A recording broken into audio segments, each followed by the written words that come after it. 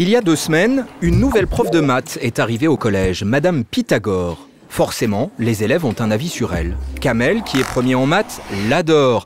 Il aime bien son côté sévère, on est là pour travailler, dit-il. Romain et Cindy, qui bavardent, se sont fait rappeler à l'ordre et ne la trouvent vraiment pas cool. Fama l'aime bien, parce que pour une fois, elle comprend tout ce qu'une prof de maths raconte.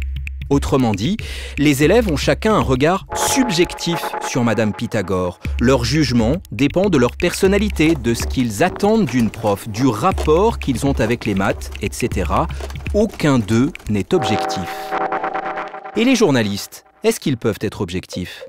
Pas plus. Comme les élèves du collège, ils ont leur subjectivité, leur point de vue, leur sensibilité, leur regard. Les journalistes photographes, par exemple. La semaine dernière, au CDI, Léonard a été frappé par 2 unes de journaux sur le présentoir. C'était presque 2 fois la même image d'un pays lointain avec la même information. Sur la première, 2 enfants jouent au foot pour montrer que la vie reprend après la guerre. Sur la seconde, on voit aussi le paysage autour des 2 enfants. Les ruines d'une ville. Le message est radicalement différent, mais aucun photographe n'a menti. Il y en a juste un qui s'est placé un peu plus loin de la scène que l'autre. Ce sont 2 points de vue, 2 subjectivités différentes. Être objectif, ce serait réunir en une seule image tous les aspects de la guerre. C'est impossible. Les journalistes ne sont pas objectifs.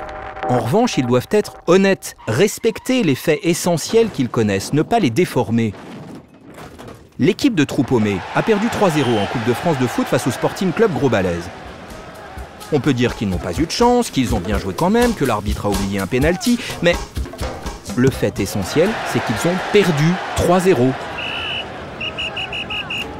3, c'est la note qu'a obtenue Cindy à son devoir de maths. Objectivement, c'est pas terrible.